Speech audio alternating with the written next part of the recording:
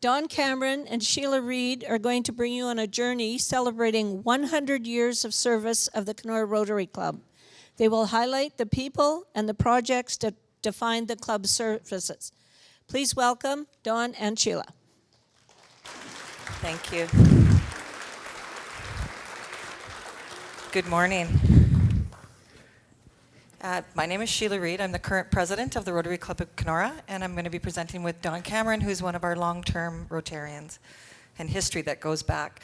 We're here today to celebrate 100 years of Rotary in the community. It was planned to be presented in 2020, so now we're going to be at 102 years, but we want to share with you the last 100 years of the Rotary Club. So on October the 13th, thank you. On October the 13th, 1919, a Thunder Bay businessman, Joseph Fife, came to Kenora to meet with men who had expressed an interest in forming a Rotary Club. After the meeting, he sent a message to the International Association of Rotary Clubs in Chicago recommending that the Rotary Club of Kenora be established. He described Kenora as the most beautiful community located on the main line of the famous Canadian Pacific Railway, 293 miles from Fort William and 133 miles from Winnipeg. He said it was a mecca for tourists and campers who came there during the summer months, and it had excellent fishing and beautiful scenery. It boasted 3 large flour mills, 2 large sawmills, and a box factory, which was one of the biggest in the country. For chairman of an organizing committee, he recommended W.G. Cameron. He was the president of the Cameron Heap Company and Wholesale Grocers in Kenora.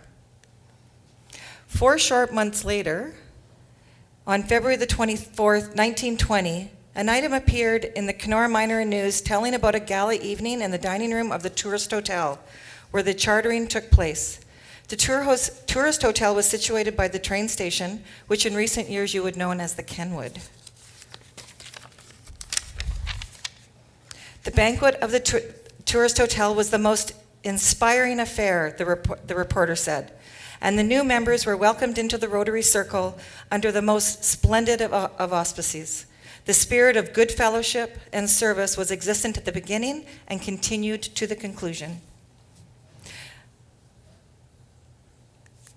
It was a gala evening, and the men had a very good time. And there was no women, of course, but it's a good thing that's changed, but it's taken almost 100 years to get women in Rotary.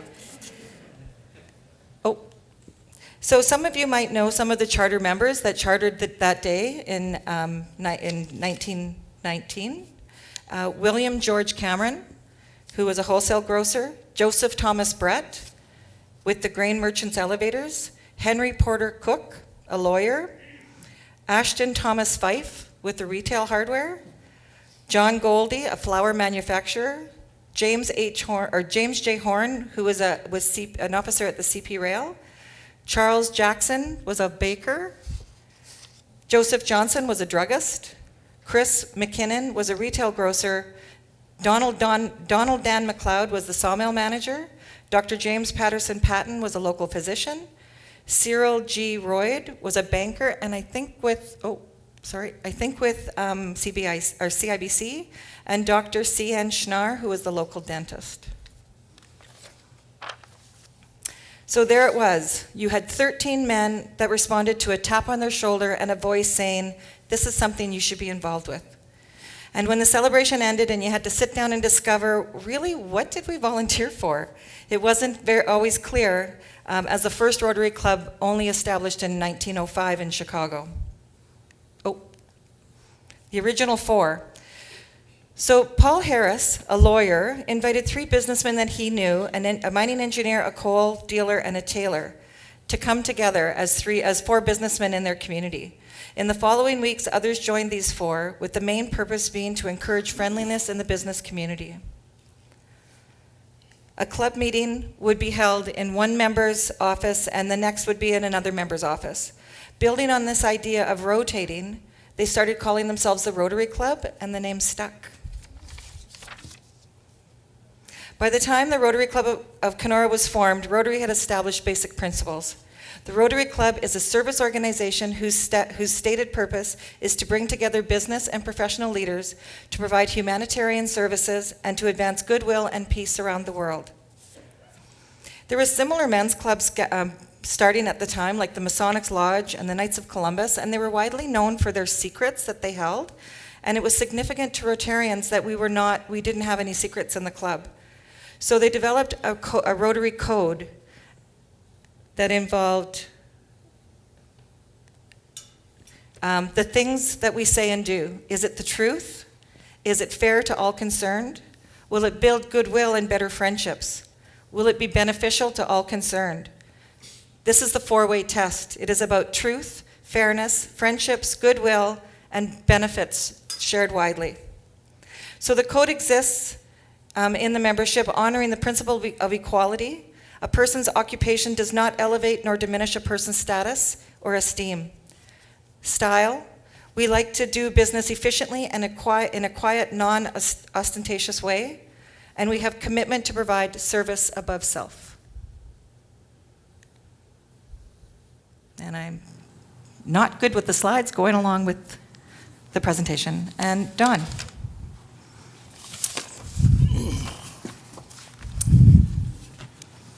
The projects a club does says a lot about what a club is. We do a lot of projects in our own community, but we're known in Rotary circles for the international work that we do. The humanitarian projects we do in Mexico and Guatemala suggest a compassionate aspect to our club, but while the projects are strong indicators who a club is, the heart and soul of the club is the people and their commitment. We've been fortunate because the city keeps sending us these people. So let's start with them. Who are they? These people that have served Kenora for the past 100 years. In total, there are a couple of thousand people who have contributed their time and their talent. Here's the membership of our 75th year. It's the 1994-95 year, and it reflects the baby boomer years. A big membership, lots of men, and a few ladies. Here's our membership photo 20 years later. To 2016 and 17, not so big, but look at all the women. It's not possible to bring you all the people who have served in the club over 100 years, so I've decided to give you a sample, and I'll start with the presidents. I'm doing that because presidents have been in the trenches, and they know what it is to raise money and deliver projects and come up with new ideas. Presidents in the 1920s, Dan McLeod, as they say, my grandfather, as it turns out, lumberman and first manager of the Minnesota and Ontario paper mills. J.J. Horn, superintendent of the CPR. Colonel Schnarr, World War I vet and a local dentist. Presidents 1930s and 40s, Joe Derry, a theater entrepreneur. R.G. Glenn Davidson, a doctor. Joe Lett, a wholesale operator. Lawrence Stool, an insurance and mortgage entrepreneur. Chris McKinnon, a geologist. Presidents in the 1950s were Rudy People Lake, Rudy Crone, coal and transport entrepreneur. Jim Johnson, a pharmacist. Max Cameron, my father, wholesale distributor. W.H. Marr, heavy equipment entrepreneur. Dr. J.P. Payton, doctor. And Ernie Newman, jeweler. Presidents in the 1960s and 70s. Dick Schneider, hospital administrator. Ed Devens, a hockey coach. Interior furnishings. And Earl Nelson, architect. A district governor is a past president who has decided to double down. He's gone on to serve as the coordinator of all the Rotary clubs in Saskatchewan, Manitoba, and our little portion of northwestern Ontario. Ed Byers was our first, and I'm sorry about the picture, haven't got one. But if anybody can help me, I'll have one next time. He was a very creative guy, and I think mayor of Jaffrey and Melick in his day. He was president of our club in 1938-39 and district governor in 1949-50.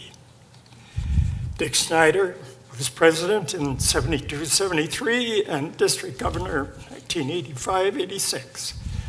Rod Riopel, president 2009 and 10, district governor 2016-17 and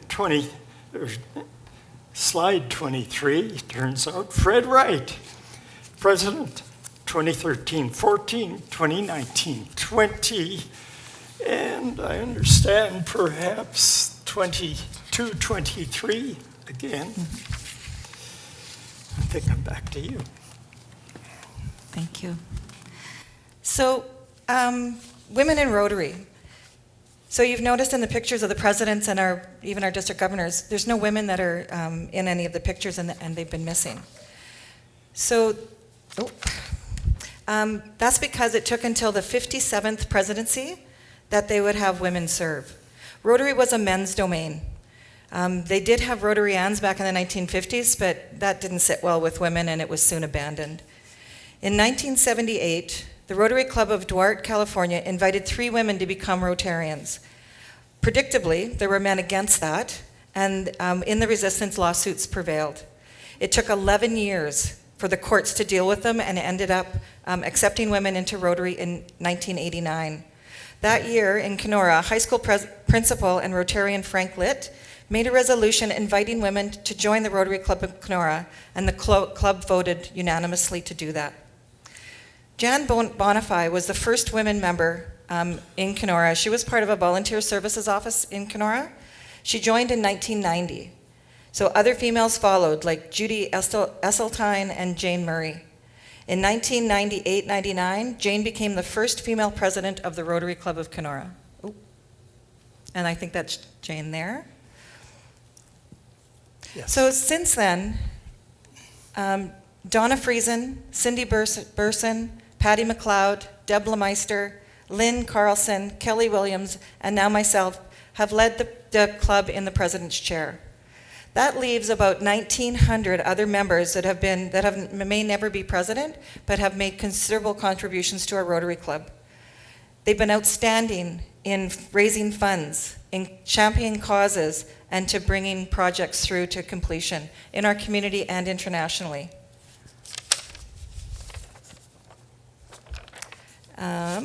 Let's now turn to our Rotary projects. So I was going to start with the fundraising projects, because that's what accounts for almost half of the work that we do in the Rotary Club. The first big fundraiser that the club had was a gala banquet held in December 1920. It was a huge success and initiated the club's first ever service project, the Community Chest Fund. We're going to jump 4 years, and I think you've already seen this in Dan's presentation, but a new young entrepreneur joins the club, Joseph Derry, and he brought in the new 800-seat auditorium to town. It was located on 2nd Street, so it's now where the Nietzsche Friendship Center has its offices, and it featured a big stage with a $100,000 pipe organ. On December the 1st, 1924, and for the next 30 years, Mr. Derry put on Christmas shows to raise funds for Rotary using celebrity and local talent. These shows, plus banquets and dances, were the main sources of funds for the first 20 years of Rotary. And today we still do draw tickets. So draws are standard in any fundraising organization. And in the 1950s, Rotary made money from the Grey Cup pool tickets and the hockey tickets. In the 1960s, the Lake of the Woods District Hospital was renovated, and about the same time, we were starting to build the Kenora Recreation Center, and Rotary pledged and made sizable contributions to both these projects, so we had to find the money somewhere. Anybody remember this? At what precise minute of what day will the car go through the ice? It was a great fundraiser, but not good for the environment. Another one that we used to hold were radio days. I don't know if anybody remembers the old radio days. In the 80s, in the 1980s and 90s, it was lots of fun for Rotarians. I don't know if it was much fun for the listeners, but the Rotarians would come in, they'd read advertisements all day and promote Rotary projects.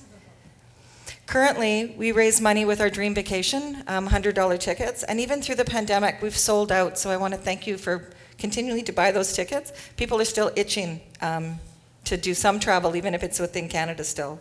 We also have our online auction, our Lucky Duck race, and even during COVID, our members organized pickup dinners that we partnered with local restaurants.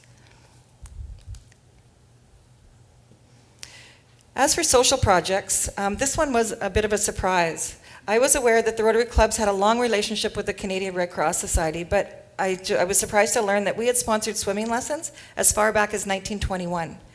The first class that we sponsored was July the 16th at Coney Island, and we had 40 boys over the age of 11 show up. 15 were absolutely non-swimmers, and they were all taught the Australian crawl. And no girls in that class. Apparently there was a special class for girls, and it was held elsewhere. In the area of culture, Rotary sponsored the community's first music festival in the 1940s. It created the Rose Bowl Festival for the prize, an award that was recognizing the best musician of the festival that is still continued in the Festival of the Arts today. It sponsored celebrity contests, helping local people afford professional artists and on local stages. And twice it helped fund the purchase of community grand pianos. Money was tight in the 1940s, and Rotary began to focus its needs on children and youth. The club sponsored hockey, baseball, and football teams during the war years, usually in the form of uniforms and equipment. In the early 1950s, it initiated an August 1st celebration with speedboat races in Kenora Bay and gaming on Main Street between 2nd and 3rd Streets. The speedboat races later dropped, but the civic holiday went on to Central Park and then Coney Island, and then there was swimming races from Keewatin to Kenora were added that year. I don't know if anybody remembers these games that were often held at community festivals. I think it was the shoe scramble or a shoe relay, but you can see the women are all barefoot and their shoes are in a pile. The Rotary auction, this is an old picture of the Rotary auction. This is where we began. In the picture we have Dolores Gray, who at the time was a Rotarian, and Jim Johnson. And now we have the online auction, which is going to begin next month. We also, beyond the 1960 projects, we've sponsored for 2 or 3 years the RCMP musical ride that used to come to town. I think it went through Northwestern Ontario, so it was a great festival and everybody would come out. And this one you probably all recognize, the Lucky Duck Race. So we continued the Lucky Duck Race as well through the pandemic. The ducks still wanted to race. A lot of the fundraising revenue goes toward our health and hunger programs. And we sponsor food security in the community through the schools and then with local organizations, and also with our NOW program, which is the Nutrition on Weekends program. And we partner with the Northwestern Health Unit, the local schools, Kenora District Services Board, and many local businesses for that event. I'm just going to go on to our youth services, which is it's a pride for our Rotary clubs. In 1955, the Kenora Club sent a team of teenage delegates to the Legislative in Manitoba for the first Model United Nations Assembly. It was a reproduction of the United Nations General Assembly in New York. The team of 2 would go to delegate. They would represent a country and have to learn about that country and learn to negotiate with other countries. Often these children find that it set their career path when they came back from this type of a youth program. We also been involved in a youth exchange program where we sponsor a youth to live away from home for a year in another country, and then we host an international student back here in Kenora. Our RILA program, it's a Rotary Youth Leadership Assembly, where we send four high school students to camp in Manitoba, where they learn to build self-confidence skills and interpersonal skills. And again, over the last 2 years with the pandemic, we've gone virtual and have an e-RILA, and we continue to offer leadership sessions for youth, and we have many in the Kenora area that participate. And our pride in Kenora is our Interact Club. It's functioning right now at the St. Thomas Aquinas High School, and it's a Rotary Interact Club that is really a teenage Rotary Club. So they look at needs in the community, they decide how they're going to serve the need, they raise money for it, and then they meet that need. So we're teaching them to be good citizens as they grow, and these kids are phenomenal. They're really fantastic young people. One of the projects that they're working on right now is that they're raising funds to sponsor a school scholarship for a junior high school student in Guatemala. And we're going to move on to international projects. Don. International projects.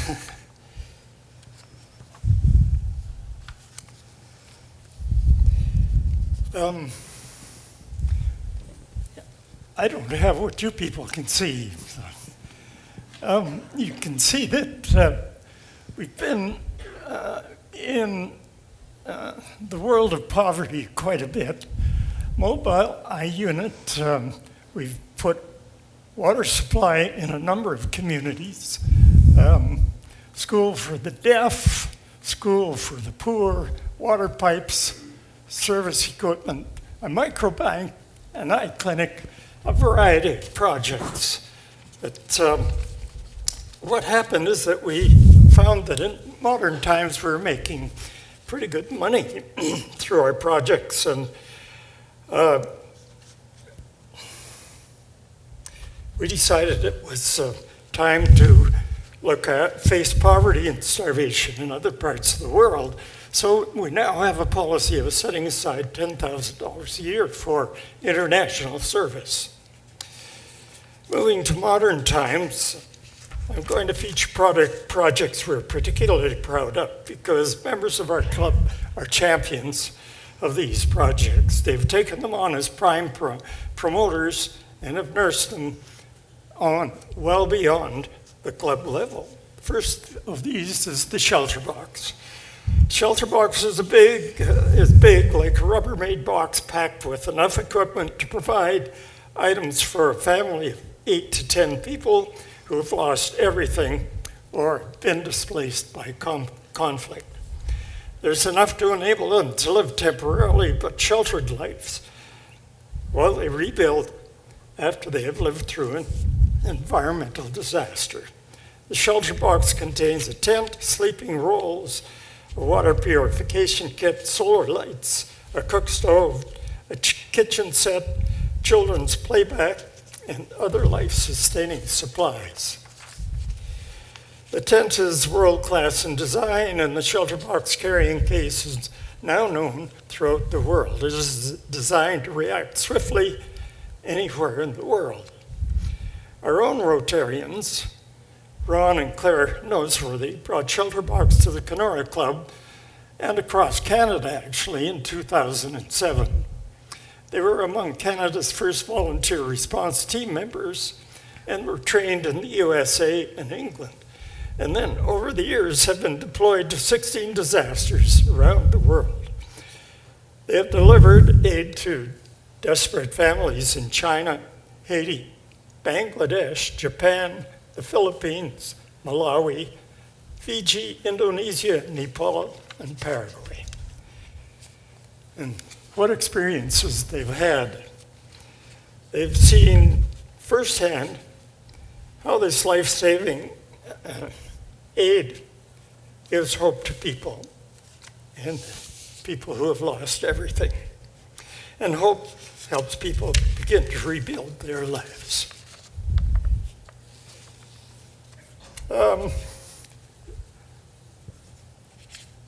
Guatemala. This is a ripple effect program. Rotarians visit projects that we do in other countries, and they come back changed people. That's the story with Gordon Deb Lemaistre. Gordon Deb went to Guatemala in 2008 to look at an education project there. The project was started by a Winnipeg Rotarian who owned a flower shop. And by the way, that's a school. He was in Guatemala looking for exotic flowers, and he did find them there. But the farmer who grew them said he desperately needed education for his children. With help from his Winnipeg Rotary Club and other Winnipeggers, he built that school, and he proved that in Guatemala, much could be done with a very small investment. Gord was convinced, and he went to work. In 1999, he took over the project and raised it to a district status as a program called the Ripple Effect Program, meaning if you could make ripples by doing an education project in a community, the ripples will spread out and into other parts of the community and will enrich the community many other ways. Its focus is literacy and basic education, but the projects include building schools, securing a water supply, providing furniture, school supplies, computers, security measures, recreational equipment and playgrounds, middle and high school scholarships, and scholarships for teachers to attend university. It will also train teachers, parents, and students in the care and use of computers, and will provide training in health, sanitation, and hygiene. We're deeply involved in the Ripple Effect Project and are proud that Deborah and Gord LeMaistre have been champions of the project for 13 years. Over to you. Thank you. So I'm going to move up to 2014. The Rotary Club executive is thinking about our 100 years in this community. So we wanted to really look at a big project so that we would have something, a legacy to leave behind with the members. So city employees had been trying to activate Norman Park. The park was easy to get to. It had lovely pine trees, a good swimming area, but it was really underused. So when the city and the club got together, the splash park idea was emerged. So in coalition with the City of Kenora, the Rotary Club, the Kenora Association for Community Living, the Northwestern Health Unit, and the Lake of the Woods Regional Community Foundation, Rotary would find the funds to build the city, the park, we would raise the funds and the city would operate it. So donations came in from many sources, and over 5 years, businesses and private citizens worked hand in hand with Rotary toward the common goal of completing this project. The community really got behind it, and the support of our community was truly remarkable. On July the 7th, 2019, the Rotary Splash Park, a $600,000 facility, was officially opened and gifted to the City of Kenora. The Splash Park is the largest project that the Rotary Club has ever done. We wanted to do something for our centennial year, and wow, we made a big splash. It was the right way to give back to the people who supported us for 100 years and continue to support us today. So there it is, 100 years. I'm proud of our club and pleased that we have stood the test of time. A natural progression of a club like ours, with changes in administration every year, might say, I've had enough, and yet this one seems to stand that test of time. There's always possibility that when you've had a bad year or you lose some key members or the morale is down or our numbers are down, there's a threat that it might dwindle away. COVID didn't even take us down. We're alive and we're well, and we've been raising funds for the Peace Park. So you're going to see us begin construction this spring. It's our newest project in partnership with the City of Kenora, and we're pleased to have the missing and murdered Indigenous women and girls in Two-Spirit as part of this project to promote peace and reconciliation in our community. Why did we survive? Because our club is open and trusted. Because the Rotary promise of service plus goodwill and friendship is alive in our members.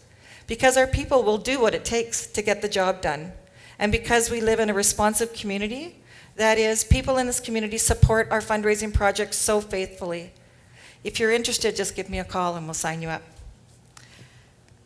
So we are at your service, and I want to thank you for listening to us today.